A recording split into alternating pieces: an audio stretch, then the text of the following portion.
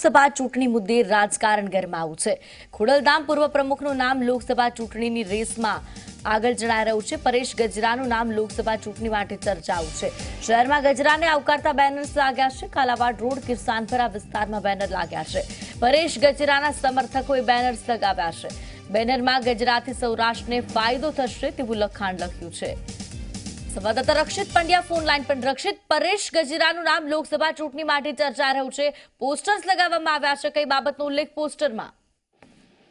સીધી ચોક્કસથી જે પ્રકારે વાત કરીએ તો લોકસભાની ચૂંટણીને લઈને ભારતીય જનતા પાર્ટી દ્વારા જ્યારે એક સેન્સ કાર્યક્રમ યોજાયો હતો અને ત્યારબાદ છે તે ખોડલધામ ટ્રસ્ટના જે પૂર્વ પ્રમુખ છે અને જે હાલમાં ક્રેડાઈના જે ગુજરાતના પ્રમુખ તરીકે ફરજ બજાવી રહ્યા છે તેવા પરેશ ગજરાનું નામ પણ ચર્ચામાં આવ્યું હતું, જેને લઈને કહી શકાય કે ગઈકાલે મોડી રાત્રિના છે તે પરેશ ગજરાના જે સમર્થકો છે તેમના દ્વારા શહેરના વિવિધ વિસ્તારોની અંદર છે તે 50 થી વધારે જેટલા બેનર છે તે લગાવવામાં આવે છે। આ બેનરની અંદર એવો ઉલ્લેખ પણ કરવામાં આવ્યો છે કે જો પરેશ ગજરા છે તેમને લોકસભાની રાજકોટની બેઠકની અંદરથી જો ટિકિટ આપવામાં આવે તો તેનો ફાયદો છે તે કોઈ પણ પક્ષ હોય તેમને છે તે જુનાગઢ, કાલાવડ, જામનગર, સુરત સહિતના વિસ્તારની અંદર થતો ચોક્કસથી જોવા મળશે। તો બીજી તરફ વાત કરવામાં આવે તો પરેશ ગજરા છે તે કે યુવા નેતા અને પોતે છે એક બધાની સાથે હળીમળીને રહેતા એક નેતા હોવાથી આનો સીધો ફાયદો થશે અને આગામી દિવસોની અંદર જો લોકસભાની બેઠકની અંદર તેમને ટિકિટ આપવામાં આવે તો તેમને આવકારવા માટેના પોસ્ટર છે તે સમગ્ર રાજકોટની અંદર લગાવવામાં આવ્યા છે।